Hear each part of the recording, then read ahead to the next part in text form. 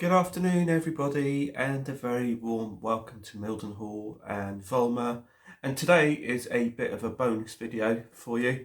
Following on from yesterday's video on the rolling stock update, yesterday I received this from my local model shop, and today I'm going to be putting in a sound chip into it, and I was going to show you how to open take the body off and basically fit a speaker into it.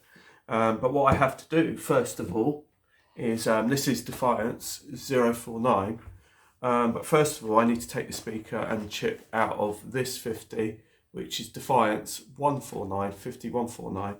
The reason being is that I do like the chip inside, the Coastal DCC chip inside Defiance, the Ralph Rate one, and basically what it is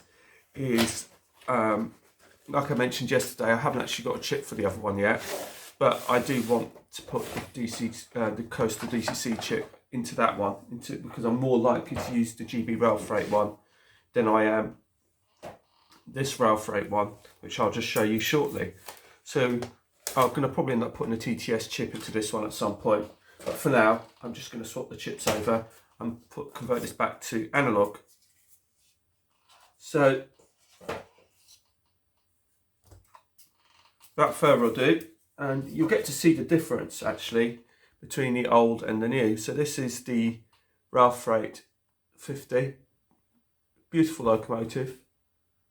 I'm just going to swap the chips over, because if I just spin you down,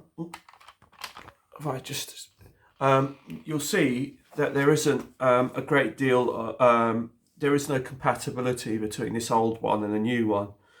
And the reason being is that since this is an older one, Hornby have made some changes to it, which makes it that this body isn't compatible with that chassis on the new one. So first of all, when you take the 50 out of the box, if you just hold it by its bogies is the safest way to do it. Don't be tempted, and you can also hold it from the middle here. Do not be tempted to hold it by those or by these bits, because they bend in, and I've lost and had to re-glue something in the past. So always be either hold it from directly from the middle here, but generally speaking, if you can hold it from the bogies, then that would be great. Some of the common things that happen with 50s is, if I sort of get up close and personal, is you see you've got these little steps here, and they quite commonly loosely fit with brittle glue, and you might have to re-glue these, so keep an eye on them. If you see any loose ones, it's best to take them off and re-glue them proper rather than wait for them to come off. And that's generally something you've got to look out for. Also, you've got to look out for these louvers here, because basically you can break them, so you need to be able to lift the body straight up rather than at an angle. Also with these 50s, when you do take the body off, it is actually connected from the body to the chassis via this little jumper cable here, and there's one at each end, so you can either disconnect it from the corner here or disconnect it from the front. Either way, it doesn't matter. There's one at each end, but they need to be both removed so you can remove the body. So you can either use the tweezers or you can use your fingers.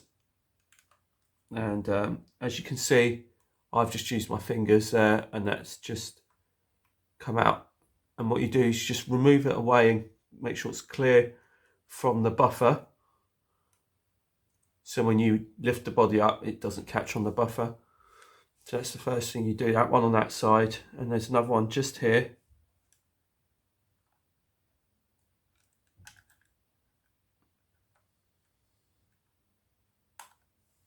Maybe I need the tweezers on this one to get that out. No, it's done. Okay, so that's that. So now I've taken off that. You then kind of do what you normally do with Hornbys. You slide the card in, but however, just be very, very careful with the louvers, because you don't want to get close to those, because if you do, it's actually best to do it like that. If you do, you might break them. So that's just, and you spin that one over like so, and again you do the same again.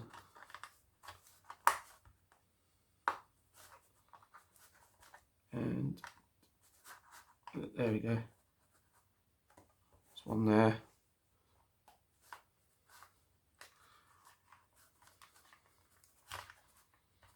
And there is a clip here somewhere.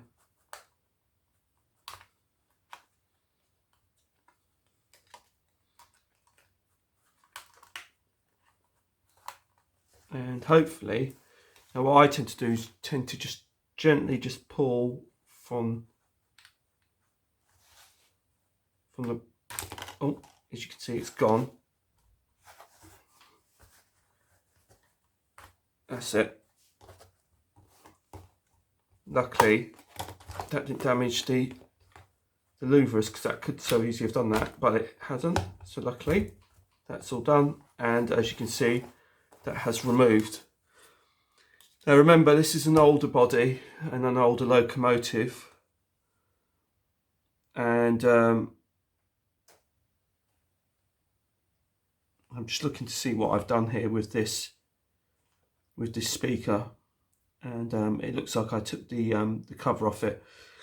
So on the newer ones, they would be, the body would have a couple of wires to hardwire, and they'd be well, I wouldn't say hardwired, they'd be plugged into the actual main PCB board. So you would have to be a bit more careful than you are, and you'll see it when I take the body off the other one. But in the meantime, I'm just looking to see what I've done here with this chip, and I can see what I've done here in terms of the speaker arrangement that I've done. So I'm just going to pop this out.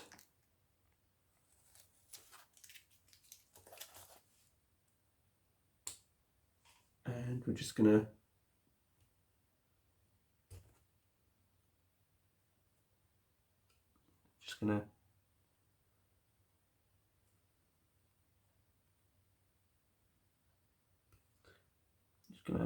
pop this out like so. It is coming. There we go.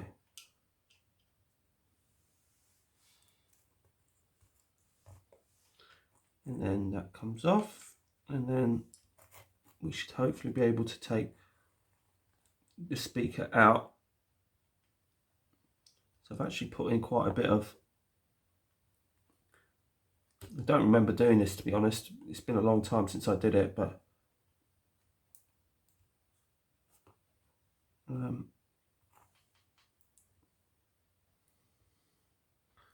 as you can see, I tried to seal it as best I can. Well, it's as best I could actually at the time. So I'm just going to remove that.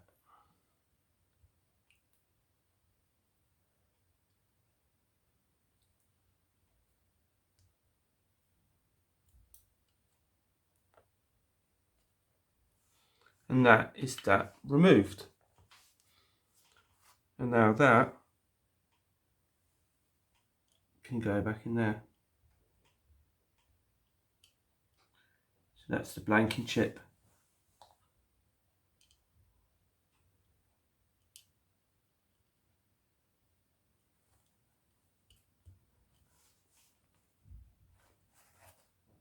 Right, so that's okay. And then basically you just pop the body back on like so. So I've put the speaker here. Some people, and this has got the little mechanism which winds the fan. Now I think they've removed it on the later one, so I'm not 100% sure. So we're going to have a look in a minute and see what the new one is like. So pop that back in there.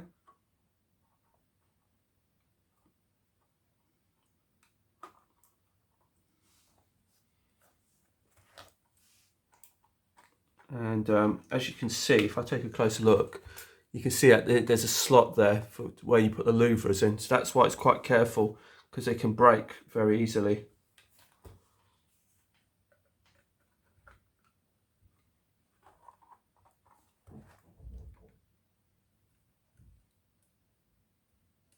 Now I'm just going to wrap that around there, wrap that jumper cable, the other cable around there, around the buffer, and then sort of press home like that. And that is now removed and should be ready for analog operation. So that is locomotive number 1. So the next one is the GBRF version. And again, it should be in theory exactly the same. You should take the jumper cable out, or just at least unhook it. Now this, to be honest with you, this body already feels like it's not, it will come off quite easily by the looks of things, because it doesn't feel like it's totally tight. But again, do the same process again.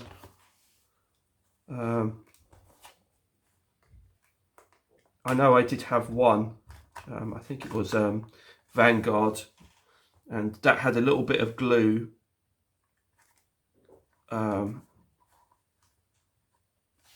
just in the way, and it was kind of a bit like Peter Dixon with his 66.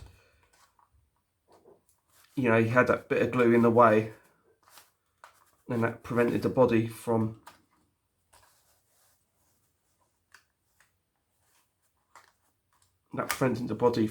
moving, from being removed, I should say. So I'm just trying to get to these clips. Oh, there we go.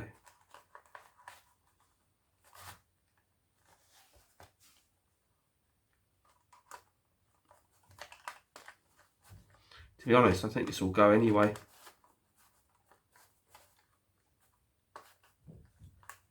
Let's see if it'll pop. Oh yeah. Yeah, let's see, that's very, very, yeah, that's,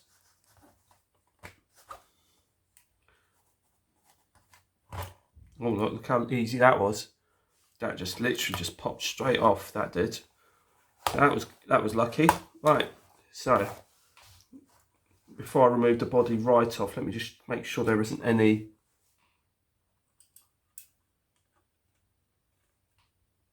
and you can see that there's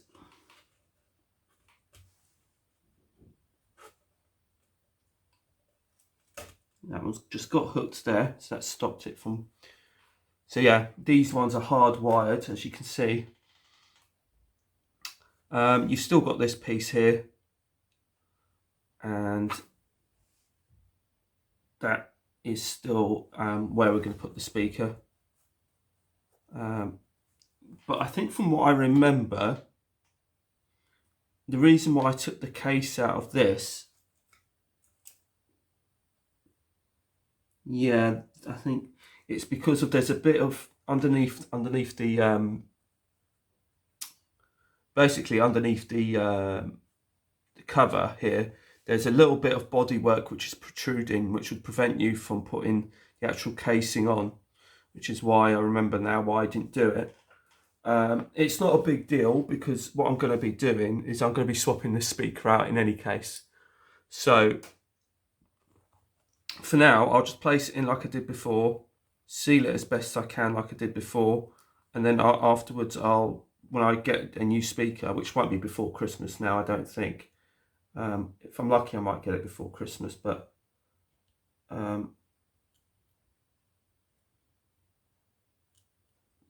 thing is, the way the post is at the moment, I don't think I will, because last time I ordered speakers from Richard from Rose and Rails, it took me 2 weeks to get it. So so that's pin number 1 over there.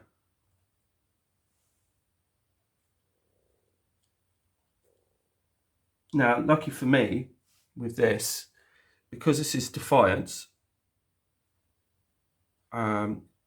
it's got the same chip number, and they were both Defiance.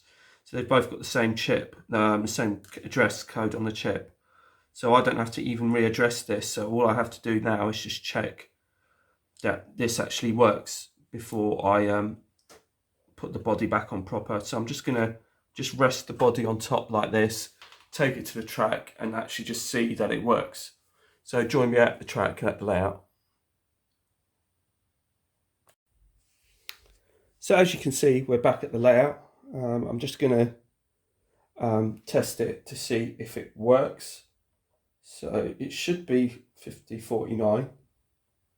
And indeed, as you can see, the lights have gone on. So let's fire her up.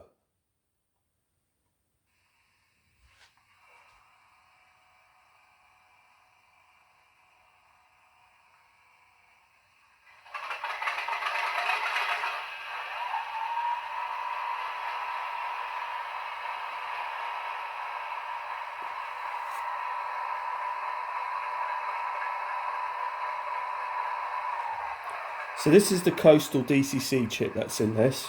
So I'm not happy enough it's working. Like I say, the sound isn't 100% just yet. But like I said, I'm going to probably get, because this is a Coastal DCC, I could probably get a double iPhone speaker into this. And it will sound much better. But for now, I'm just going to shut it down. Take it back to the bench and then refit it. And then hopefully we're good to go. So here we are back at the bench, and you can see that we're all, I haven't put it back together just yet, so I'm about to, but I just wanted to show you, there's this piece here, and I don't know how well you'll see it, but there's this piece here, and that piece is actually a separate piece. And the reason why that's a separate piece is that in the early days, in real life, in the 50s, they used to have this vent cut out, and it used to be flat. And what Hornby have done here is, it looks like they've put a separate piece on here to cover that. So when they do a moulding for the BR Blue, they don't include this, so the hole is already there, which is why you can't put a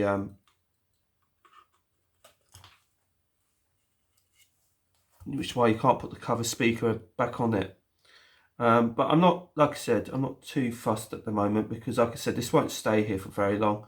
I'm just going to get a new speaker for it in any case, but I will seal it up so the sound goes the right way around, and I'll just do what I did before for now, and just seal it.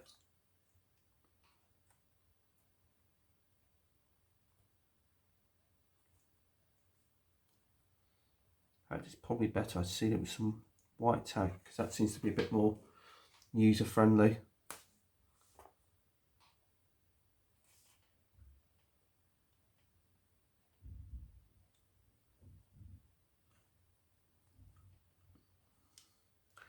But if you use white tack, just be careful not to get it on the sides, because otherwise you'll have this problem of, when you try and take the body off, that there might be some white tack preventing you from taking the body off easily enough.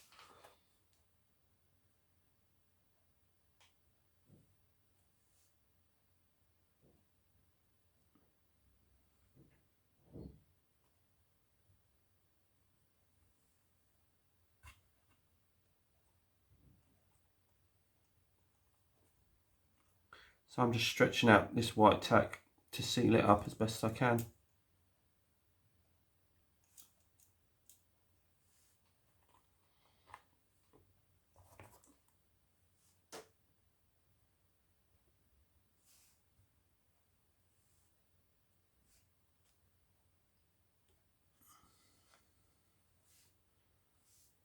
And that will seal that up as well. Hopefully it will sound a little bit better than what it did before, because the sound's going down. And also I can put this speaker, sorry, the decoder here as well, and then I can hopefully tidy this up as well.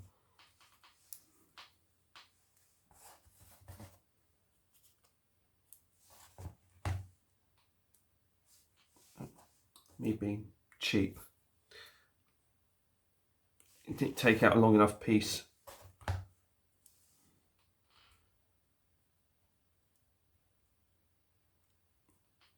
So like I said, I'm just literally, I will put a decent sound, a decent speaker in this just after Christmas more than likely, but for now I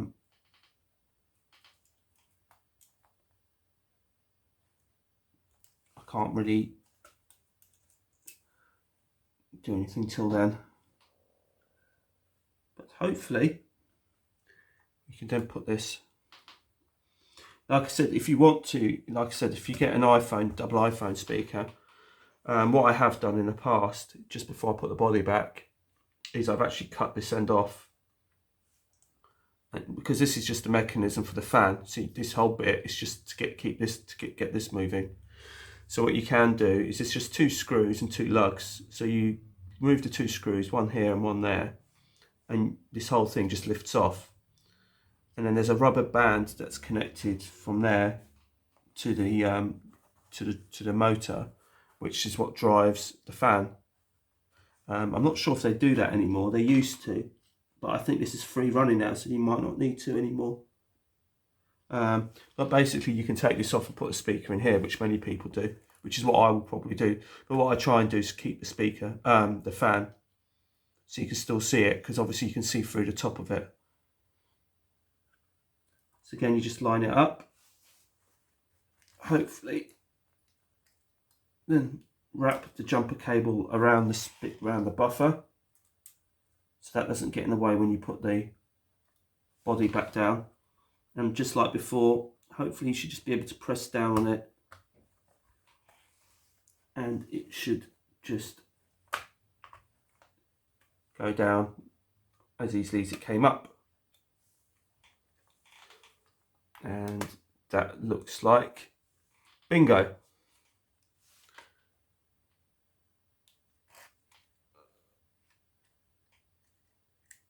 So, and then you can put these little, they are a bit tricky to put back actually, these little, sometimes I don't even bother, I just leave it loose.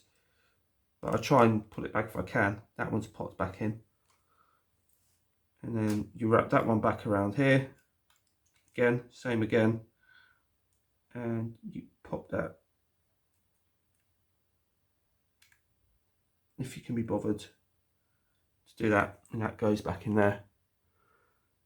So let's see if it sounds any better on the layout.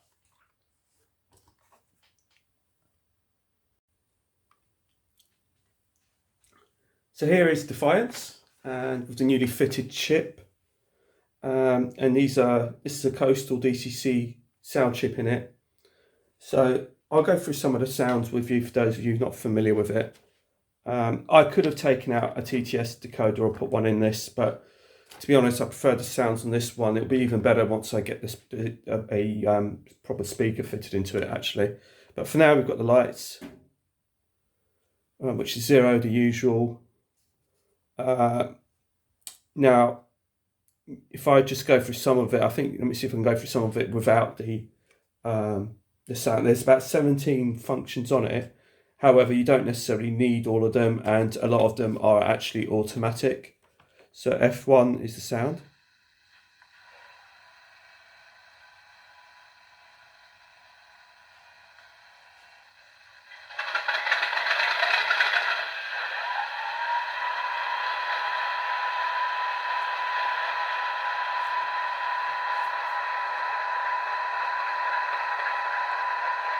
Now that's the sound of the compressor going, and that's automatic. You can choose to switch it on and off by using the F17 function. So, and also, so the compressor is automatic, and so is the brake squeal. The horns are independent, which are F2 and F3.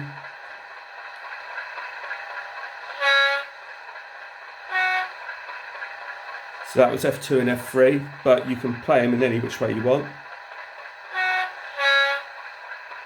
Or a single toot. So between F2 and F3, those are your horns, and I love the horns. It's another reason why I love this chip. F4 is the brake release. F5 is the flange squeal, which you'll probably only hear that once the train is coming to a stop. F6 is the driver's door open and close. There you go. F6 was the driver's door close. F7, as you can hear the compressor going automatically. F7 is the guard's whistle. Now, again, you can have the guard's whistle for as long as you want. So you can have a short whistle, you can have a long one, depending on how long that you keep your finger pressed on the button. F8 cuts out the volume, which is quite handy. So for example, if you do certain shots, it can be quite handy to have it off and then turn it on at the last minute. The inertia is the best feature of this, and basically what that means is, the best way to explain it is, that's F9 is the inertia, is basically it's like having DCC, it's brakes basically. Those of you familiar with like the 158 where you press the 2 to have the brakes, it's kind of like that. So when you shut the speed step down to 0 and the train continues to move on, it will eventually come to a stop. Whereas if you press F9, which is the inertia button, it's almost like it will just stop dead. And hopefully I'll demonstrate that for you. And then you've got another set of horns, which is F10 and 11, which are two-tone horns, so they're not independent like 2 and 3. So you've got the option of having independent horns with F2 and F3, or you've got these ones which are like two-tone. So F10 is horn low high. I love the horns on this. I really do. F11 is the high low. And that's why I've specifically put this chip into this locomotive as opposed to putting the TTS decoder into it, because the TTS decoder is very nice, but I still think that this is better. And then you've got the SPAR-X valve, which is F12, which you can usually hear when it's shutting down. And then you've got the buffering up, which is 15. F15, because F13 and F14 are auxiliary.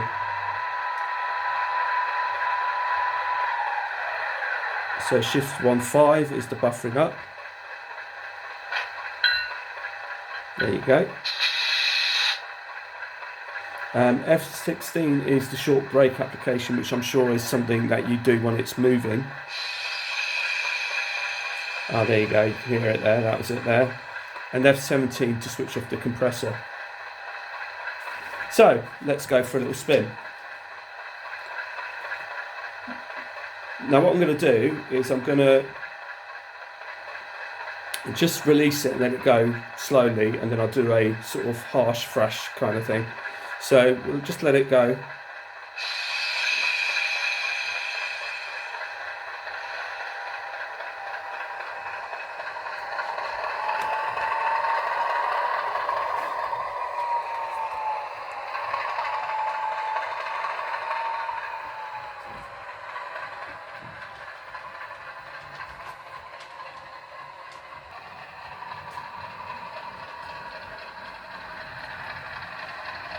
So just coming into shot as it's coasting along.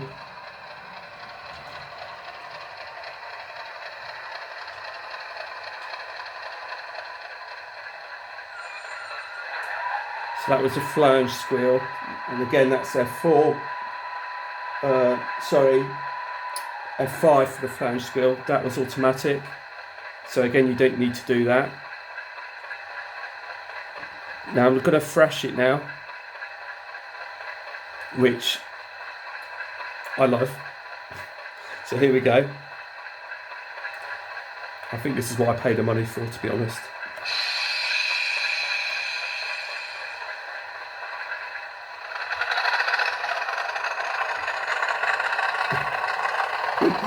Oh dear me, always puts a smile on my face.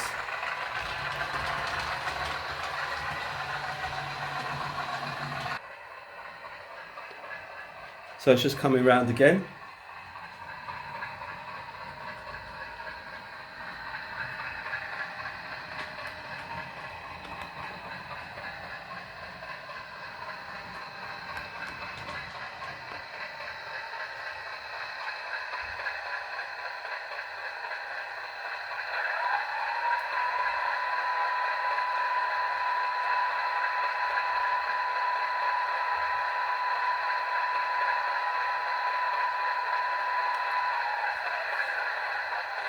Right, so let's shut this down. So I press F1 to shut it down.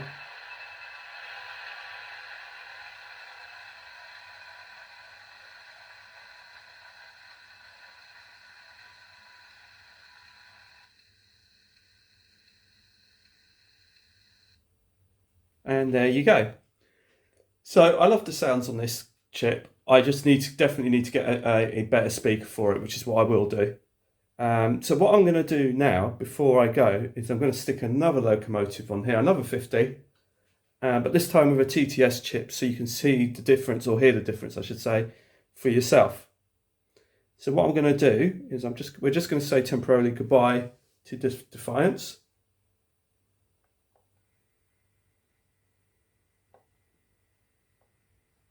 I'll get it parked up, and then we'll bring in another locomotive. So say hello to Ajax, and it's 50046, and this was the last large logo Class 50 in service before withdrawal. This one never ever got repainted into Network Southeast or any other colour. This was its final livery. It was the last loco, the last large logo to be withdrawn from service, and it was only because, the irony being is that the other GBRF 50 007, which was Sir Edward Elgar, which then became Hercules. It was originally Hercules, so it went back to its original name. Had a failed power plant, and they took out the power plant out of Ajax to save Hercules. So that Class 50 that's running today with GBRF had the power plant from this locomotive, Ajax. So this has got TTS sound in it. So let's just go to loco. That's what I wanted to do.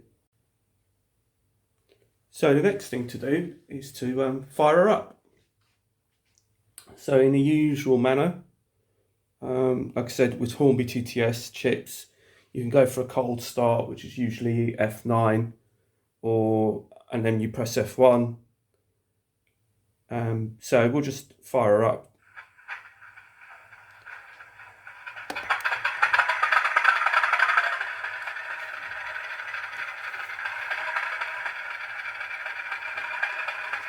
I think it's really nice. I like the sound of this. I think they've done a really good job. In fact, like I said, the majority of my 50s have got TTS sound in it. So just have a quick listen to the horns.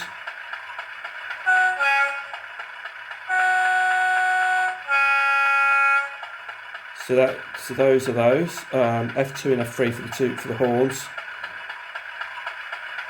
And I think you can do individual horns as well, but not independent, I don't think. Let me just check.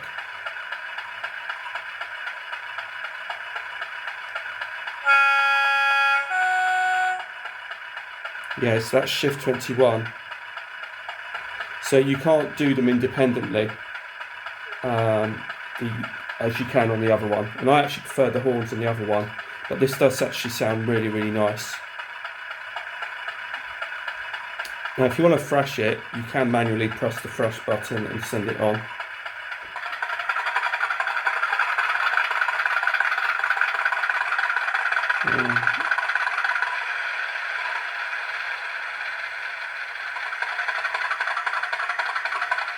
I sent this the wrong way around, didn't I? Right, let's try that again. So that was kind of with the thrash, but I'm just going to release it.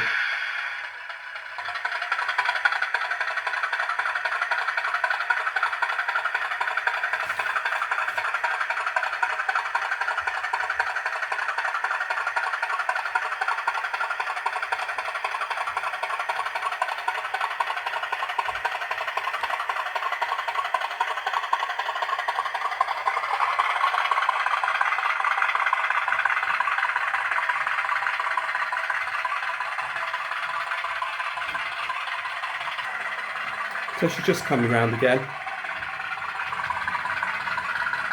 If you press F7, it will go to idle like it's coasting.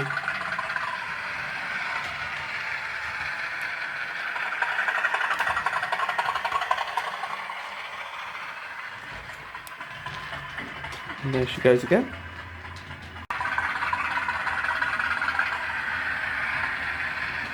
So she's now coming into view. If we bring her to a stop.